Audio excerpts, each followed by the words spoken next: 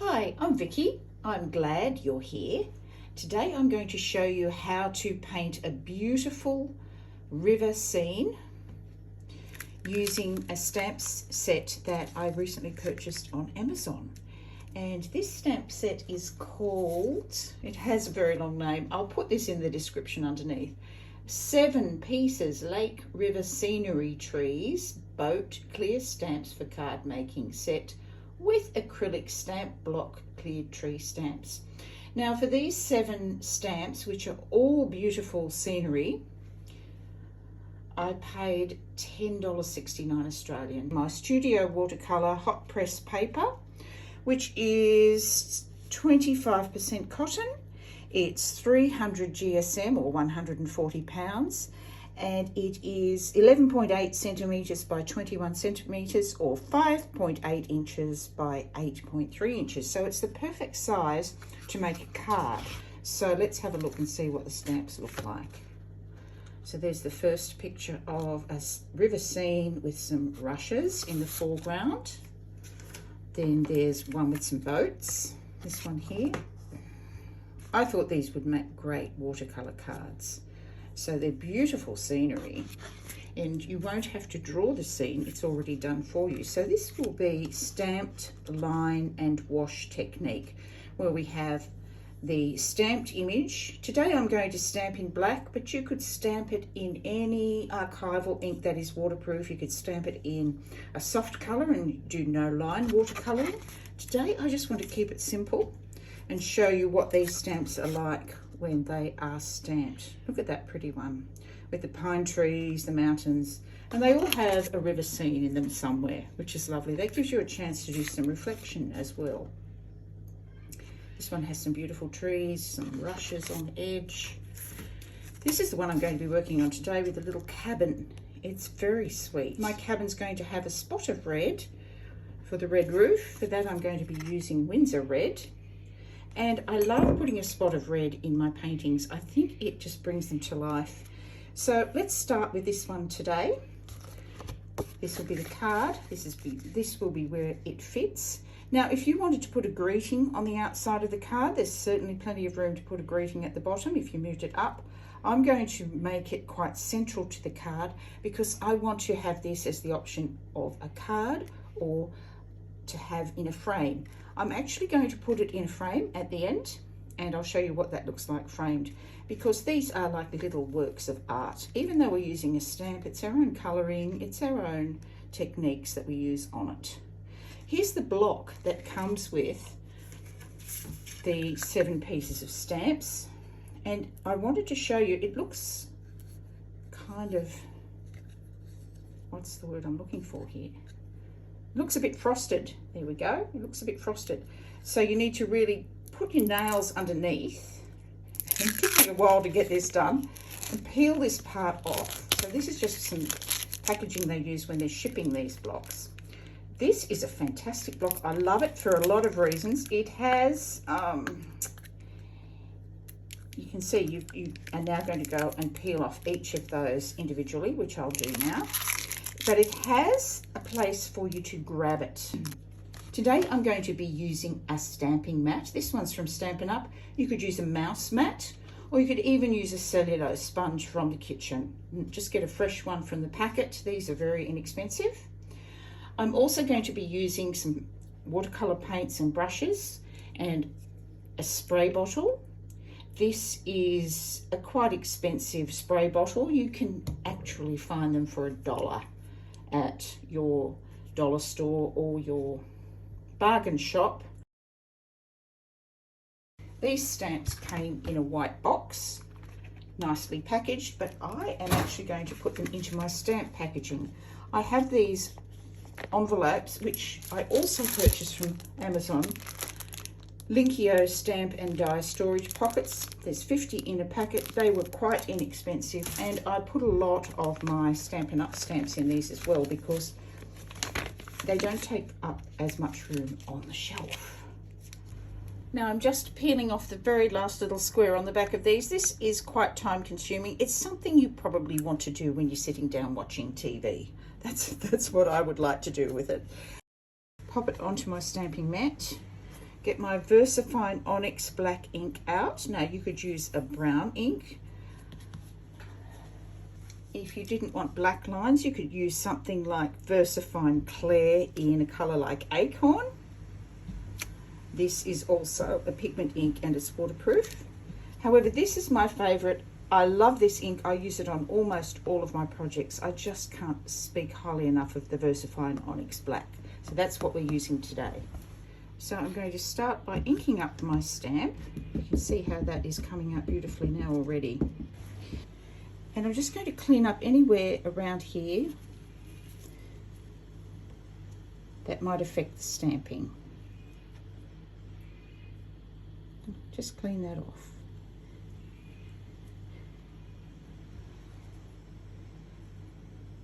And stamp down.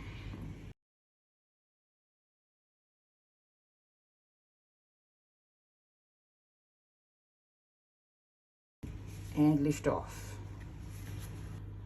These are the colours I've chosen. French Ultramarine, Winsor Blue, Sap Green, Burnt Sienna, and Winsor Red, and this is going to be for the roof of the house. And from these colours I can also make a couple of really nice other colours. I can take Sap Green and add Burnt Sienna, and I get a really nice olive green. So I have two shades of green at my disposal. I can also take French Ultramarine and Burnt Sienna and come up with this lovely grey colour. Those two together form a nice grey. So my colours are pretty much going to be this. I know that French Ultramarine and Winsor Blue play nicely in the sky and in the water.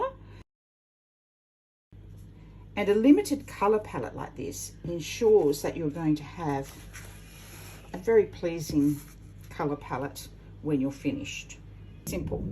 Today I'm going to be using my Winsor & Newton professional paints from my travel field box. The brushes I'm using today are some of my favourites. These are the Princeton Snap brushes. These are also available from Amazon. This is a number 12 round. This is a number 2. And this is a number 0. I don't know if I'll need the 0. It gets into really tight corners. When you've finished your stamping, you can just clean your stamp up with a baby wipe. It's very simple to keep this clean. Now with line and wash watercolor technique, you're not limited to scenery. Here are some examples of other pieces I've created using watercolor paint and ink in the line and wash technique.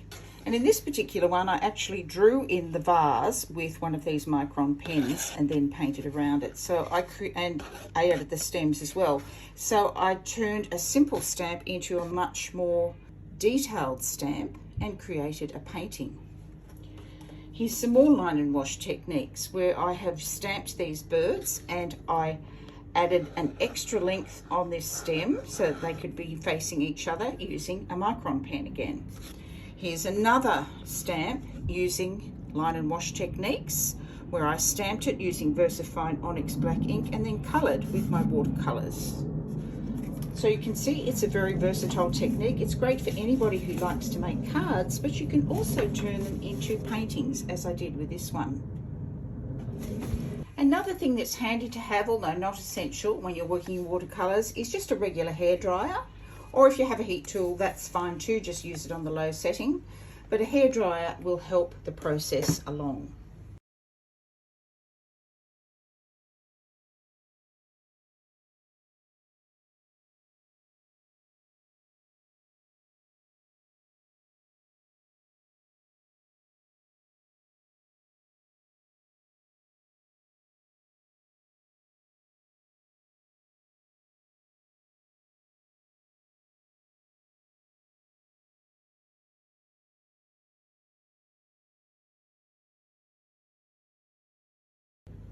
And I'm going to get all of the water off my brush and pick some of that ultramarine up because my brush is dipped into the water, then tapped off on my face cloth that I have next to me here, or you could have a paper towel. I like using cloths because I can wash these and use them over and over again. And you can see how that's just brightened that sky somewhat. I'm bringing it all the way down to the horizon line so we don't have a gap in here. There's a little bit of a gap I can see. Now, if you wanted to, you could pull out some clouds with a tissue. I just have a plain facial tissue here. You just dab away and maybe add some clouds. Very simple. I'm just going to put a few in. I'm not going to overdo it. I find that if you overdo this, it can look a little bit artificial. Just clean up the edge of your tissue and go back in if you need to. And we've created some clouds. This one's a little bit of a strange shape, so I'm going to fiddle with it a bit just to make it a little nicer. There we go. Of course, I need to get into the edges here, so I'm going to use my size 2 snap brush. Any small brush you have would be useful for this. So I'm going to grab some French Ultramarine and I'm going to pop it on my palette here. You can see how vivid that is, and it doesn't look like a very natural colour. So we've got French Ultramarine, we're going to bring in some Winsor Blue, and it's still looking very much like something you would not see in nature. So I'm going to knock it back with my Burnt Sienna. And this is a great one to have in your arsenal, to have Burnt Sienna. It's a really useful colour to have. It can do so many things. It's wonderful. So I'm going to bring in some Burnt Sienna, which is up here, and I'm going to mix a greener bluey shade. That's almost a Viridian now. It's a little bit too blue-green and it doesn't match our sky. So I'm going to bring in, see, it's almost a green colour. That would not really work with this. So we need to add some more. We want to make it blue, so we're going to add some French Ultramarine back in again. And then before it goes onto the paper, we're going to test it out on our swatch here. Now that's a much more pleasant colour, less blue, and it's going to tie in with the sky somewhat. But I still think it needs a little bit more French Ultramarine in it because our sky is mainly French Ultramarine. Now we're getting closer. It's not as green, it's a nice blue colour, and I feel quite confident that that's going to make a nice colour for the water. But I don't want it to be that strong, so I'm going to add water to my brush, pick some up over here and make it a bit of a watery mix. Like that, and we're going to paint in the little stream that's in front of the house, and it comes all the way up to here. So this is on dry paper, and remember it's going to dry a whole lot lighter than this. So our little stream sits in here, it comes all the way around to the back here, or the river, perhaps it's a river frontage. I live on the river here. You may hear some boats and some birds that are going quite wild. Now the sky's come out to here, so I'm just going to let this fade out as far as the sky did there. So it's not too symmetrical, but it's just going to fade out. And there immediately we've picked up our water. Now I want to bring some of this colour into the sky as a reflection. And this is on dry paper. So I don't want it to create a hard edge. So what I'm going to do is I'm going to spray some of the sky, which gives it a bit of moisture. I think I'll give it a little more. It's a very hot day here. Everything's drying very quickly. And that spray has actually caused some little droplets to form in the water, which is kind of cool. But for now, I want to bring a little bit of that just into the very top of the sky up here. So I'm just going to drag some of that in to our French Ultramarine. You can see how that's giving depth. I'm steering clear of the clouds because we created those. I don't want to lose our clouds. Take it all the way to the edge. And then with just some plain clear water, I'm going to fade that back into that French ultramarine. So now we have some of the Winsor blue and we have some of the burnt sienna up in the sky area. I don't mind this being a bit rough edged, it's fine. It's a vignette, so it can be a little bit rough.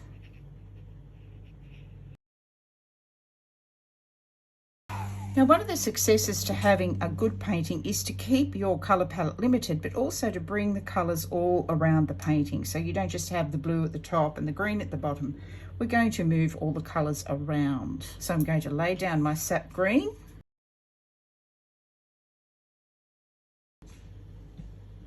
And I can go back to my larger brush. You might feel more comfortable with a small brush for this one, but I'm going to use my larger brush. Grab some sap green. And let's start with our grass coming in here.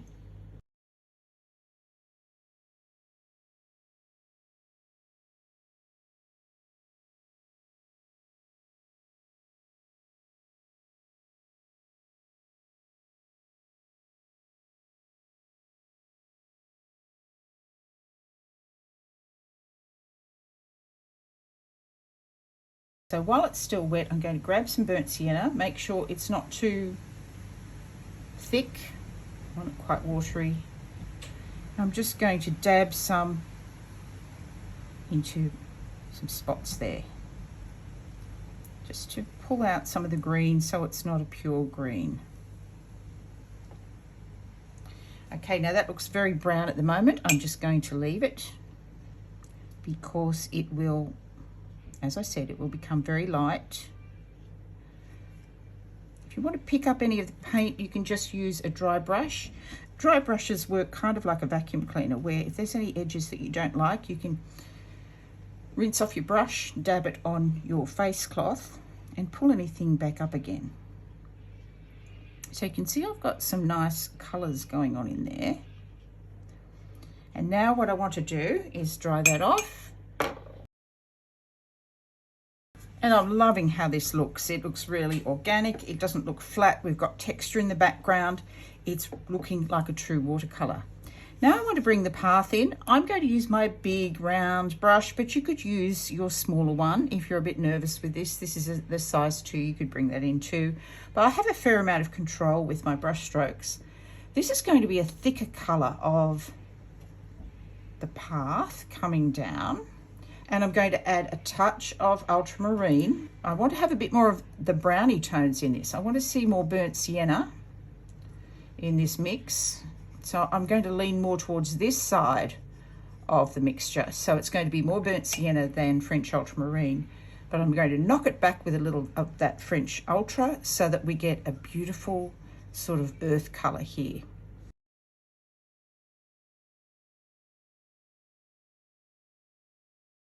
Burnt sienna knocked back with a little bit of French ultramarine to make the path coming down. And I actually want to make that a little bit stronger. I think I want to make it a darker colour so that it's more of a contrast to our grass.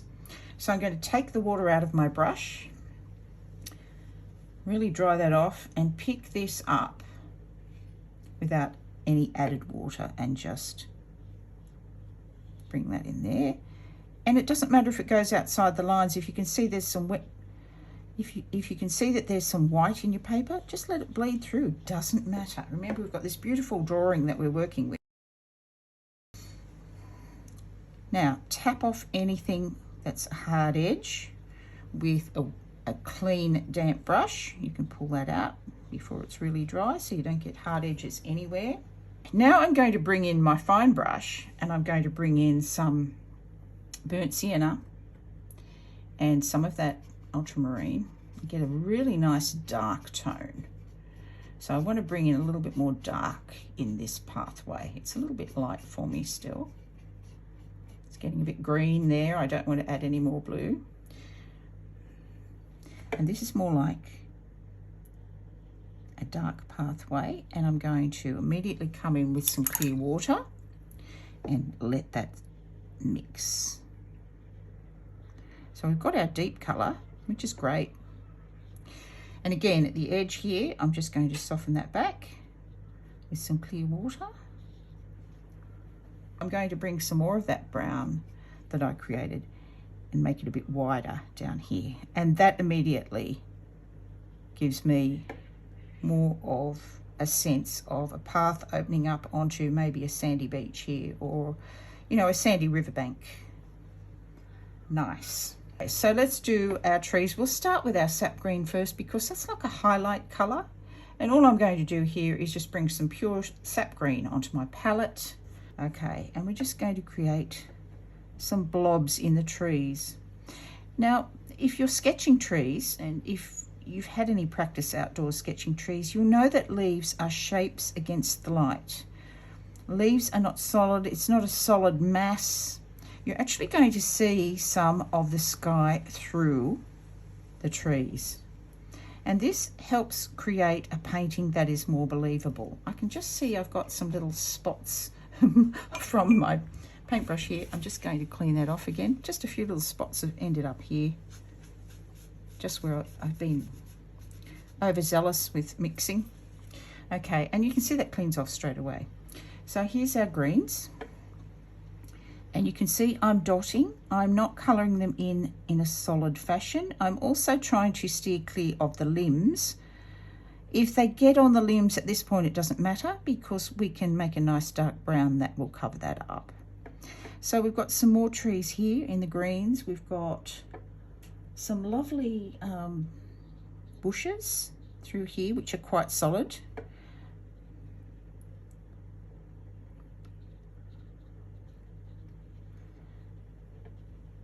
And this house is sitting in the shelter of all these lovely tall trees to give it lots of nice shade from the hot sun. It's a very nice composition. Now you can see by dabbing this, rather than trying to colour it in, we've actually created a lot of texture there. Now while this is still wet, I want to bring in some olives in here. And I'm going to choose where those olives are going. If I look at my picture here, there are trees here, but there are bushes behind those trees. So I'm going to bring the olive into the back of the house, just above the roofline there. So remember, for the olive, we're just going to bring in some French ultramarine, mix it up to make it a little bit blue, and we're going to add our Wonder Colour burnt sienna, and that's going to come in and make that lovely olive. It's a little bit brown, so I'm going to add some more sap green, give it a little bit more life. Still too close to the colours at the top, so a little bit more burnt sienna. And you can play with this until you get exactly the colour you like. Now look at that, it's really turning olive. It's looking gorgeous now. So this is going to be in the area above the roof of the house, where those darks are. It's a darker colour, so it's going to read like a shadowy area. Then I'm going to bring that elsewhere in my painting. I actually want to bring some of this into the grass area down on the bank while I've got that colour mixed. We've got these grasses. I'm using my big brush, but you might feel comfortable with your small brush here. I'm just using the very tip. Bringing some of this colour elsewhere in the painting. I'm not just going to put it in one place. It's going to come elsewhere. I'm going to put a little bit up into the understory of the tree there where the leaves are sitting under. I'm going to bring it across here to this tree too. Just mix it in. And I'm going to put it near the ground in these areas here. So we've got more of an olive green in the back. Now look at that. That is lovely. Very happy with that. This tree here is looking a little bit drab. I might actually make this tree, which is a different species to this one up here, I might make this one more olive all over. Just give it a little bit more everywhere and a few little spots to highlight. But there, that's looking good. Now these pine trees in the background are going to be quite a dark green. So I'm going to use my sap green, and I'm going to add a little bit of that French ultramarine in. So all the colours we've already been using, but the pine trees are going to be slightly different. Just here, and just tap it. Now, because I've used that colour here, I'm going to bring this back over this side of the painting. This is more a slight viridian hue, which I like a lot. I'm going to bring this into the river there with some deep reflections from the bank.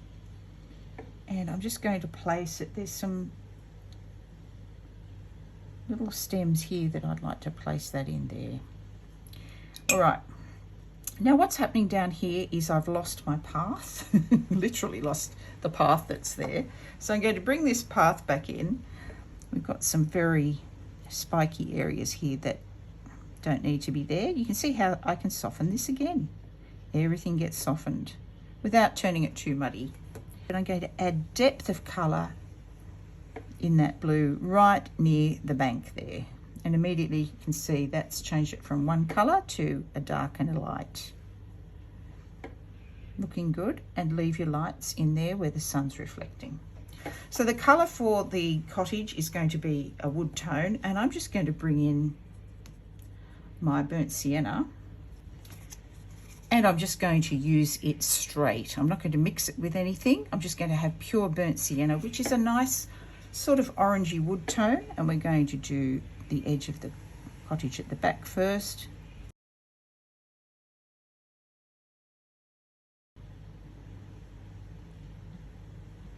Under the eaves. Then I'm going to add water to soften that back. Make a lighter colour. I'm going to make this area under here extremely light. And to do that, I'm going to use that vacuum cleaner technique on my brush, dab off the pigment, dab it on my towel, and I can pull out some of the paint, not all of it, but just enough to give us that light. The eaves are still quite dark underneath. Now we'll wait and see how that dries. There's a few little white spots in there I just need to get rid of. I'm keeping some of the window white. And now this is really coming to life, isn't it? Now, I want to dry that off before we hit the roof. And I think all we need left to do is our dot of red, and this is going to bring our painting to life. Our Winsor red, let's grab it. I'm using my big brush. If you feel more comfortable, use your tiny one.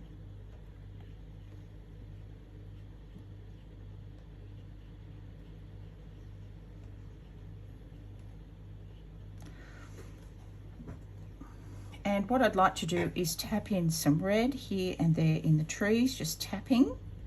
Like I did with the grass here, we're going to tap some of that red in so that it exists somewhere else in our painting without drawing the eye too much away from what we've got there.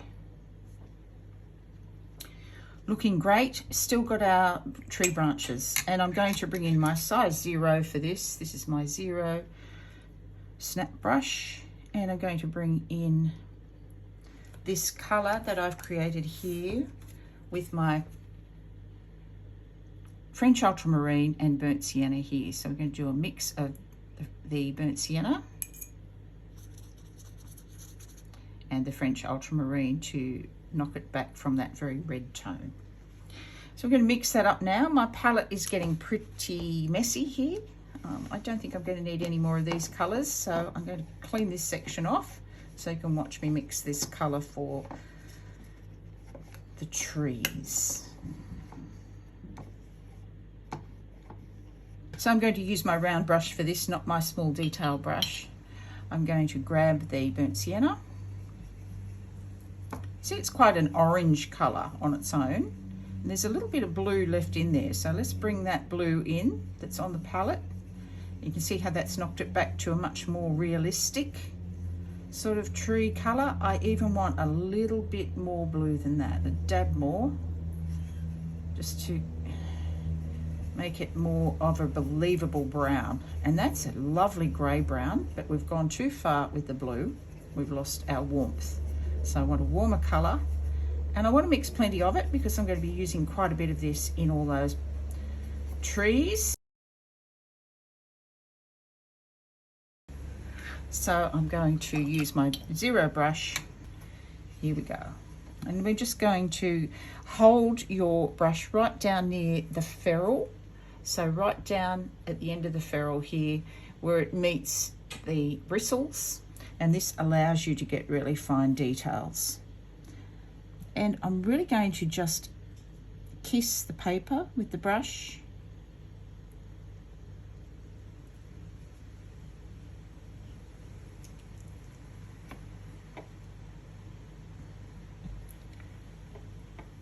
And I'm going to dab it up through the branches, because just dabbing, because some of these branches fade out as they get higher, but I still want the colour to be in there.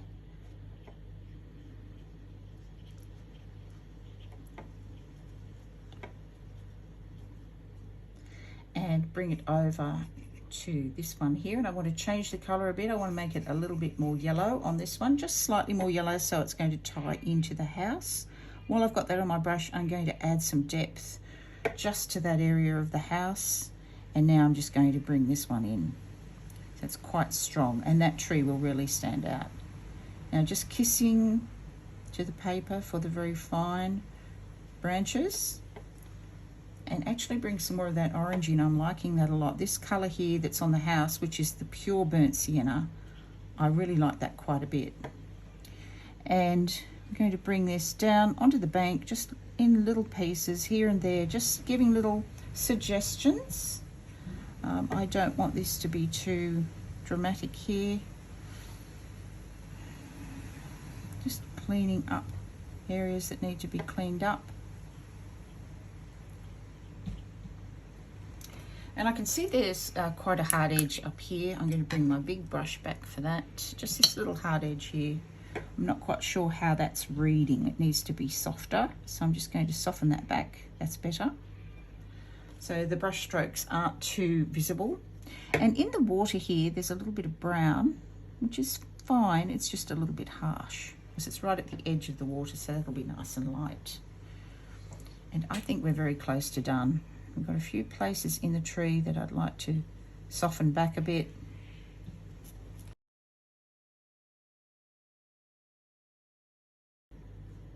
I think I'd like a little bit of more of that red, that beautiful Winsor red, just on its own on the roof somewhere, just like that.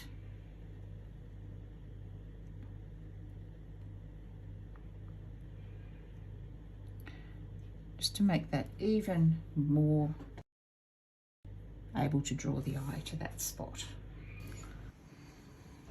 And the very last thing I'm going to do is bring a touch of this Winsor red into the horizon line near the sky.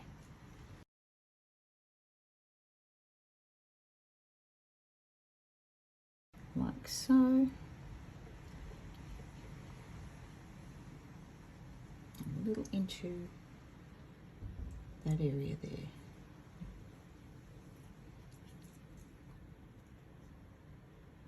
And a little into the horizon line on the top of the hill there.